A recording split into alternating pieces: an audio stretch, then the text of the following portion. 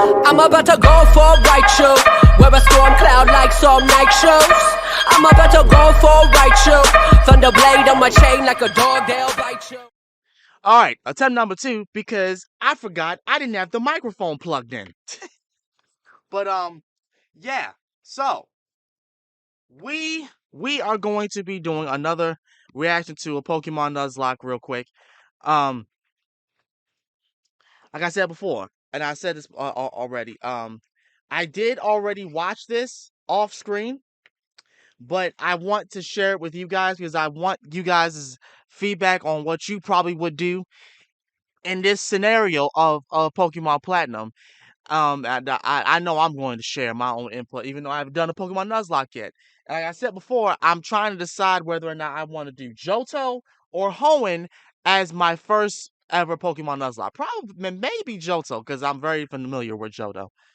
But being that as it may, okay, we're gonna jump into this.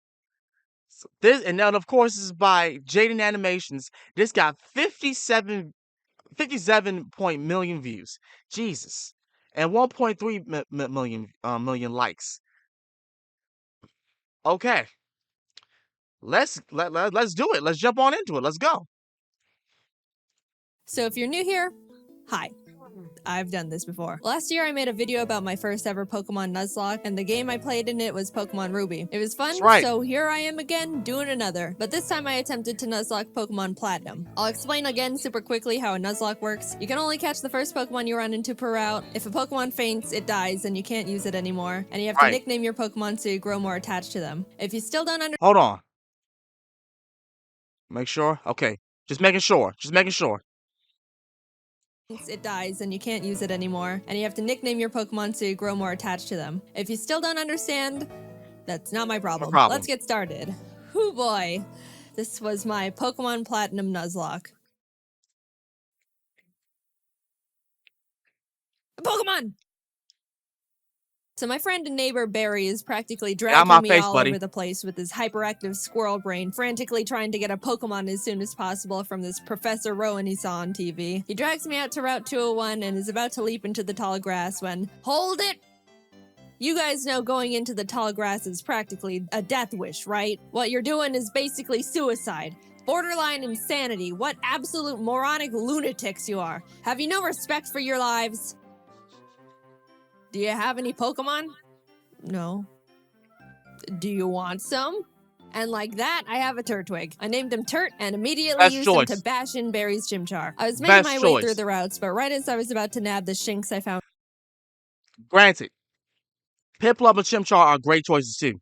Honestly, the Gen 4 line of starters is a— in my opinion, they're still great starters.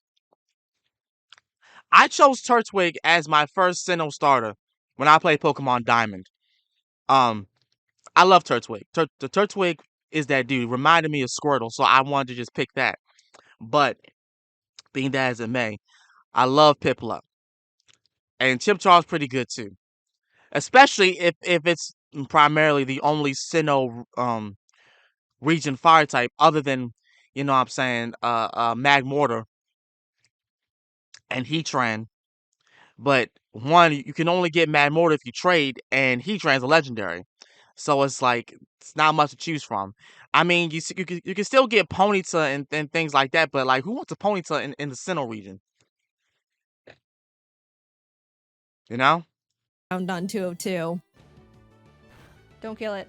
No!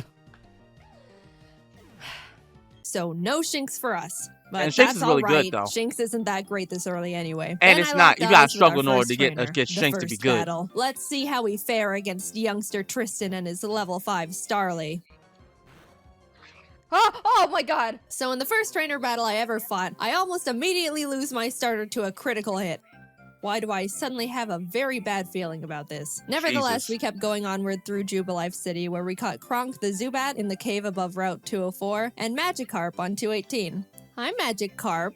Your name is Puppy. Just outside the city, Barry runs up and demands another battle, so I happily bash in his Chimchar again. And his Starly too. I kept on my way, eventually arriving in Orberg City, and nervously challenged Rourke. I was terrified of his Cranidos, but Turt landed a crit Razor Leaf and one-shot it before it could even do anything. So that's badge number 1 for us. I made it to Floroma Town and was really excited because if you didn't know, outside the Valley Woodworks you can find Shellos. And if you didn't know, again, I love Shellos. I ran straight to the grass to get my Shellos encounter, and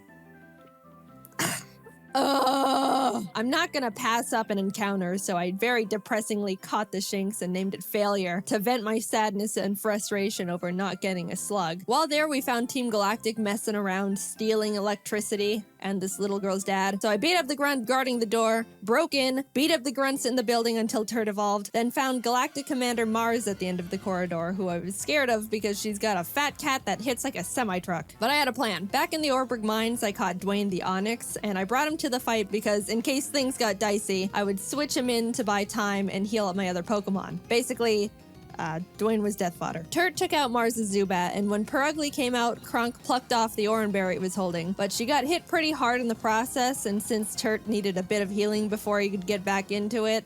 Dwayne can take a scratch. Look at that. Dwayne is fine. He's fine, guys. Don't pull the sad nose for Dwayne. Dwayne's fine. Don't worry about him. I was going to say, that feint attack could like... Oh my god! Yeah. Dude! Alright, I'll give him that. I'll give him that. Dwayne gets to live. Somehow, when Dwayne was supposed to die, he hung in there on 1 HP. And you know what? I respected the hell out of him for it. I let Dwayne live, and Turt was able to take out the Perugly. What a legend.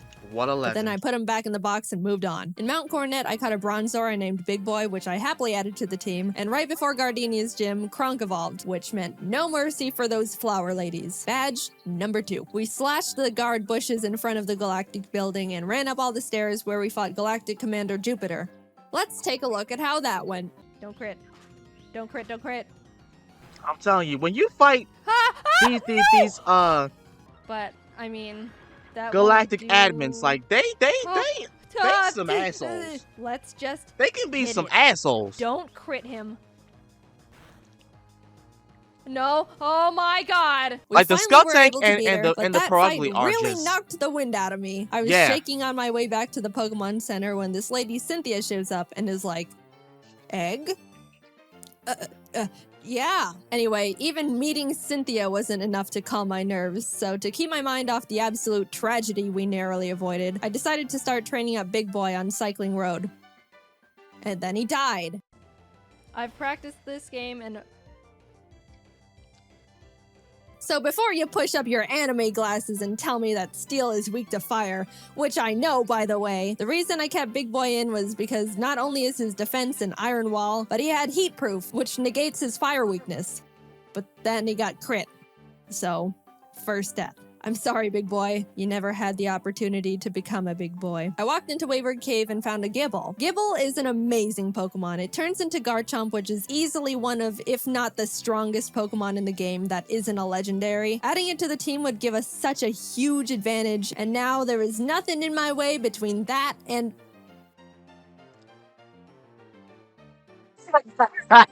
He's like, And we're moving on. We arrived in Hearthome City where I caught DeVito the Ralts, Kronk and Puppy evolved, we had a clean win against Fantina, and some lady gave us an Eevee I named Milk. Things were starting to look better now. I was leveling up DeVito against trainers, and when fighting this lovey-dovey couple... let's go into Puppy. Get rid of the Buizel. Oh no! Oh god. But I say, you gotta be careful with Buizel, because it's gonna have pursuit. You're kidding. You're kidding. And that's why I hate love. In came Shrimp the Scyther I caught on Route 210. Some good news, on Route 213, I finally found a Shellos. I named it Squoop, and I loved it. I loved it so much. I know you're not supposed to have a favorite child, but Squoop was my favorite child, and I wasn't apologetic about it. I trained it up, and now we got a Gastrodon. Turt ended up evolving too, so together with Kronk and Squoop, Maylene was defeated, and badge number 4 was secured. Outside of Pastoria City, I caught a Quagsire named Lol, but when I went to get my Great Marsh encounter, I was trying to get a Yanma and accidentally threw a ball at a whooper. So now we've got lol and oops in the box. Then I swept Crasher Wake with Milk, who is now a Jolteon, with the TM Thunder I bought literally next door. I walked out of the gym and Team Galactic set off a bomb. I ran down the grunt who detonated it and took him out because he is weak. Cynthia appears again and tells me to bring a charm to her grandma. So I'm like, yes, ma'am. We found her in Celestial Town along with Cyrus, the leader of Team Galactic, who starts some evil Shakespeare speech about how everything is imperfect, so he's got to blow up the world or something. I don't know. I wasn't really paying attention. And then he wanted to fight. Puppy took out his Sneasel and I sent out Milk to take care of his Golbat, but Milk decided he wanted to be lazy and not only miss all his thunders, but also punch himself in the face. Milk!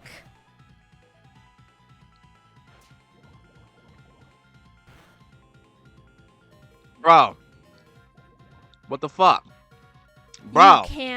You can't be doing this. Kronk came out and killed the Golbat because Milk was being difficult, but I gave him a second chance and he took out the Murkrow. Anyway, here's your dusty charm. I went out and caught a Magnemite named C, then arrived in Canalave City where we barged into Byron's gym and demolished his team with Swoop and Turd. Then Team Galactic sets off another bomb, this time at Lake Valor. So Barry, Professor Rowan's assistant Lucas, and I split up to check on the lakes. As I'm strolling past all the flopping Magikarp, I run into Galactic Commander Saturn, who we swept the floor with. After that, we headed over to Lake Verity where we did the exact same with Mars. There was a part where Turd got crit and almost died. Kick the crap out of Mars. But we're fine, he's fine. Finally, we had to go check up on Barry at Lake Acuity, and after trekking through 6 feet of snow for like a mile, I hated we get there to find I'm Barry sorry. at the top. That was the one thing I did not like about going playing Pokemon Platinum, Diamond and Pearl.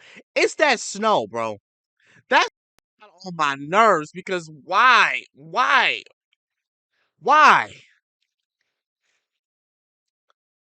There ain't no other way. And I know at some point we're gonna be playing Platinum, but at the same time, like, bro, come on. That's snow. Even if I'm playing normally, that shit is a headache. Top of a cliff, like, ha ha ha, you can't climb rocks. Come back when you can climb rocks, loser. I'll go fight Candice's gym now, I guess. Now, we've been having some good type matchups with the past few gyms, so I haven't really been nervous about most of them, but Candice uses ice types, which, like, half my team is weak against. Which, you know, nervousness rising. Not only was I at a massive type disadvantage, but the main threats on our team were her Abomasnow because it hits like a truck and sets up hail, and her Frostlass because it'll use the hail from the Abomasnow to heighten its evasiveness with Snow Cloak, spam double teams, and then just sweep my team. I walked in, took a deep breath, which didn't make me feel better at all, and started the battle. Shrimp took out her Sneasel and Swoop took out her Piloswine, almost dying in the process, and then she finally brought out the big bad Abomasnow. Since it's grass ice type, I taught Puppy Fire Blast. Yeah, I didn't know we could...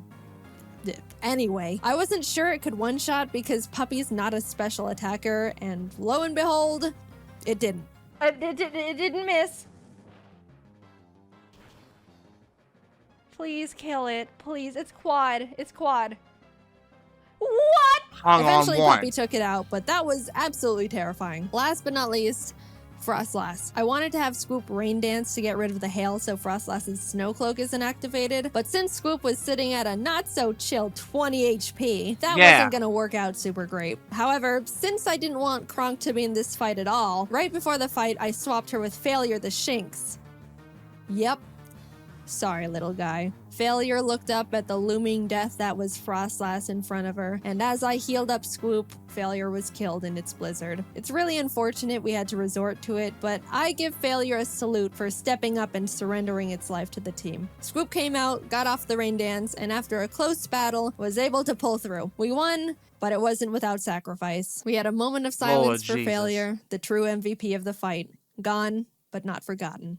Now we could climb the rocks to Lake Acuity, and when we got up there, Barry's got snot dripping down his face, crying in the snow because he got beat up by Jupiter, who looks at me and is like, "See ya, I'm going to Veilstone HQ."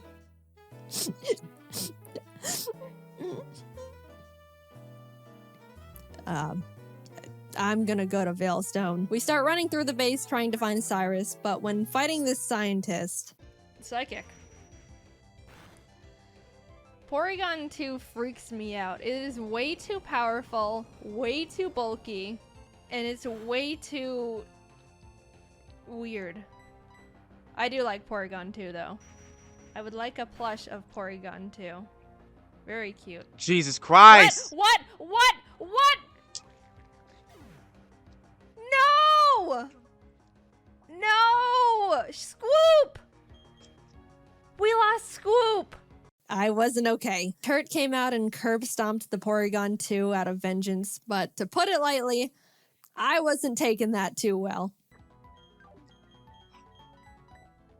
My heart is breaking. I'm like actually sad. But life doesn't stop when your dog dies, so I had to keep trucking and brought Law the Quagsire to the team. With an intense, blood-curdling thirst for revenge, I stormed into Cyrus's room.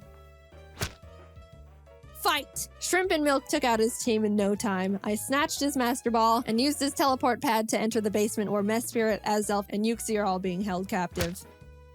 Fight! And like Cyrus, Saturn was swept too. After releasing the Lake Guardians, we head to Mount Coronet because Cyrus wants to go there and destroy the planet, I think. And we catch up to him at the Spear Pillar. Before we can run up and attack him, Mars and Jupiter step in. Then Barry arrives. Honestly, I have no idea how he found us all here. And it's like, I'll help. Lol takes out both the Bronzors, Mars's Prugly, and Barry's Munchlax. So I thought, you know, it was all smooth sailing, right? Well... Wow, Barry. Really doing a lot for the team, aren't you? Oh. Oh my god, no, it has Giga Drain? No. No, oh no. It was a crit! Not only did I not know their Golbat had Giga Drain for some reason, but they it also do. got a crit. So I was starting to feel bad. But then I started panicking. The thing is, after you fight Mars and Jupiter, you have to go into the Distortion World and fight Cyrus and Giratina. If Cynthia forces us into the Distortion World without us being able to get a new member, we're in massive trouble. We finished up the battle and Cyrus starts his whole spiel about how the world is imperfect, blah blah blah, everything must die except for me. Then he gets swallowed up by Giratina, a hole opens, a rip in space leading to the Distortion World, and I'm kind of just standing off to the side twiddling my thumbs like, Cynthia, please don't shove me in there without my consent. Cynthia, can I go? I have something to do. Our world will be destroyed. Are you ready? No, I'm not! Let me go! I'm free! Holy crap. Get me out of here. Goodbye. I'm sorry, lol. We just got you, and then you died. But luckily, remember when I accidentally caught that Wooper while trying to get a Yanma? It's time, Oops. You are no accident. You're our lucky star who will carry us to victory. We got Oops leveled up, came back to the Spear Pillar where Cynthia was just sitting there waiting for us, and hopped in. Everything is topsy-turvy and the Lake Guardians are telling me to push boulders into holes. And suddenly I'm on a floating crest of land with Cynthia, who's basically like, Cyrus, get lost and never come back. And Cyrus didn't like that. So he came at me. Oops took out his Houndoom and his Gyarados came out, so I switched to Milk. But I was very terrified because Cyrus's Gyarados has Earthquake. So if Milk misses his Thunder here, he dies. And Milk is notorious for missing his Thunders. But it hit. Milk lives another day. He also took out Cyrus's Crobat and Honchkrow, and Shrimp finished up his Weavile. Cyrus steps aside, and suddenly, it's just me and the Angel of Darkness itself, Giratina. Oh, that animation, bro. Now, this is crazy, because the way that she animated this, it made it seem like two things happened. Well, I mean, it did. So basically, in a nutshell, she went on to go ahead and fight the Elite Four, and got completely obliterated by all of them, including Cynthia. So I guess she decided to have like what was it called? Mercy clause. But when basically if you get obliterated beyond means in a Nuzlocke, you can actually start over with the same team you had and try it again, just for the sake of trying it again. Because sometimes, especially with Platinum, shit can be very, very hard Like and that's honestly the reason why people like Pokemon Platinum, because there was challenge. There's challenge when you play Platinum. Even when you play it normally, there is challenge. If you get messed up, and obviously you're going to, especially because it's the Elite Four and Cynthia, you have the right to, say no. Let's try that again. You know what I'm saying? Like, it's not a bad thing to do that. It's not a bad, because Cynthia is hard, bro. Cynthia is a very hard person to fight. So yeah, I don't blame her. I don't blame her at all.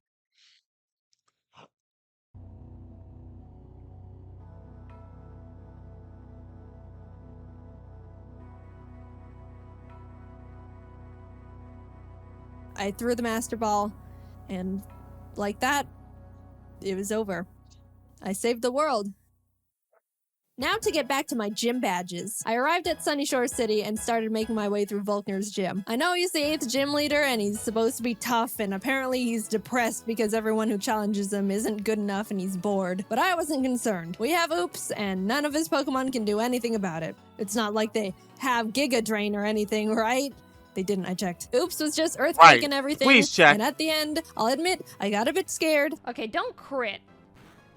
If you crit Giga Impact, that would be really holy. But it's all good. We're all good. And with that, off to Victory Road we went, where we caught ourselves a Gabite I named Flakes. Would have been nice to have one, I don't know, near the beginning of the game, say, in Wayward Cave, But whatever. Better late than never. It's good to have just in case something goes horribly wrong out of nowhere.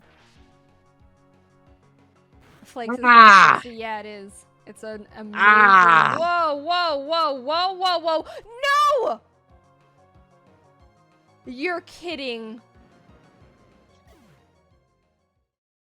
Fucking Star Raptor. Dear. And that's the straw that broke the camel's back. After Puppy died, I stepped back and decided the team we go into the Elite Four with needs to be the best possible team we can build. The Elite Four here goes pretty hard, so I couldn't go in willy-nilly just hoping for the best. After literally a few hours of calculations and research, I settled on a team I thought would give us the highest possibility of winning. I added Flakes to the team in place of Puppy, and with a heavy heart, left Milk and Kronk behind as I brought C the now Magnezone and Colgate the Togekiss I hatched from the eggs Cynthia gave me. Even though I was sad to not bring Milk and Kronk into the final battles with us, they won't be forgotten. And it doesn't negate the fact they were such huge assets to the team, and I wouldn't have made it this far without them.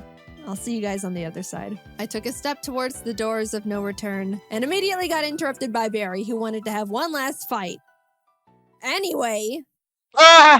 Right. Oh my god.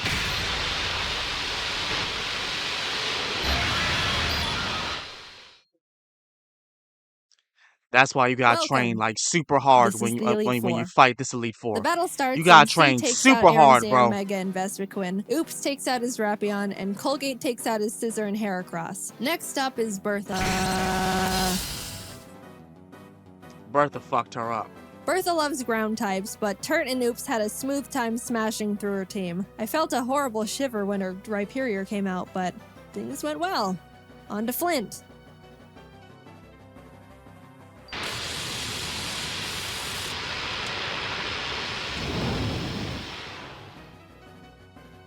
Flint has a pretty scary team, but luckily Oops and Flakes had no trouble plowing through them as well. And with that, we're on to the last member, Lucian. Now, Shrimp hasn't had much time to shine in these fights so far, so I decided I wanted to let her go all out. She set up sword stances and bullet punched everything. Proud of you, Shrimp. And suddenly, I'm at the entrance to the champion. The trainer who's been known to crush dreams in a single battle, and many still fear to this day. I took a deep breath. To this day. Things are going surprisingly well, and I don't know how to feel about it. But I looked up, and there she was. At this moment, I have only one last objective. Defeat Cynthia. She leads with Spiritomb, which has no weaknesses, so I sent out Turt to hit it as hard as possible. Flakes takes out her Togekiss, and then her Garchomp comes out. This is known to be one of the toughest boss Pokemon in the entire franchise. Yes. And rightfully so. That thing was made by Satan himself, and I'm sure even he fears what he has created. I immediately switched to Oops, who's the only Pokemon that can lead us to victory here. I planned to put it to sleep with Yawn, and then Ice Beam it until it died. That was our only hope. But then, Oops was crit. And that was it. Nothing on my team can take a hit from this monster, and even if they couldn't do much damage back. I sat there in disbelief, knowing there wasn't anything I could have done, and the battle is basically unwinnable now. I brought out Shrimp to bullet punch it so we could get in a little bit of damage, but she was killed. Colgate tried to chip away at it. He did some damage too, but was crit one shot. At this point, I'd accepted defeat. Only Turt, C, and Flakes were left.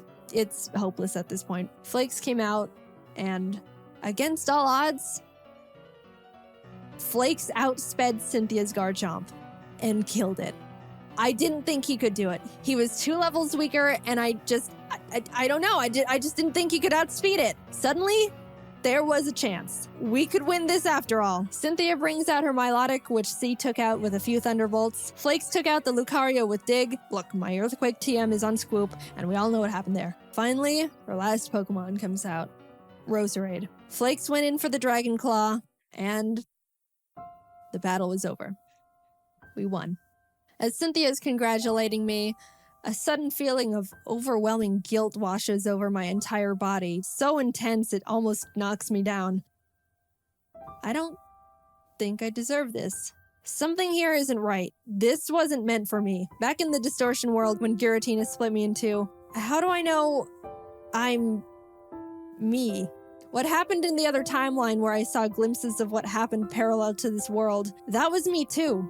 Those things happened. Was that the ending I'm destined to have? The world I'm living in now is how I want things to be, but the other Jaiden is equally me as I am her. Even if you might think I deserve this dimension, things don't work like that. Are there some things you can't escape, even when you try everything you can do to alter it?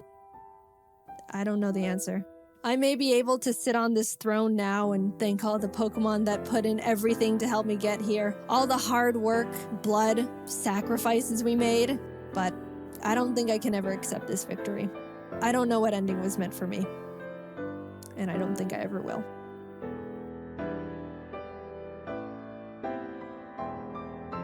Wow. Well, I'll say this right now. Like I said before, I understand. The Elite Four and Cynthia are not walks in the park. They are not. If you are in there with level 50 Pokemon trying to fight them, yeah, you're not. It's going to be a challenge. That's why I say, you know what I'm saying? Train your Pokemon to the best way you possibly can. When I fight Cynthia and the rest of them, I make sure are at least at level 60 or higher. At least level 60 or higher, because I already know what's getting ready to happen. I already know, beyond a shadow of a doubt, that I'm getting my ass whooped. Like I don't need to like go in there because I'm angry. No. We taking as much time as we need to come out of there. So, with that being said, what did y'all think about this? Did you have a different opinion on it, or were there some things where you could have like did better? Let me know in the comments down below. This has been Master of Sakurai. I will see y'all again next time. Yeah, I'm out. Peace. I'm about to go for a right shoot. No Pokedex, don't know what I might do. Got some bad bros that I'm loyal to. Golden girls who will come through and pound you. Some no binary souls, you so fluid, they flow while expecting the grace for their depth to do.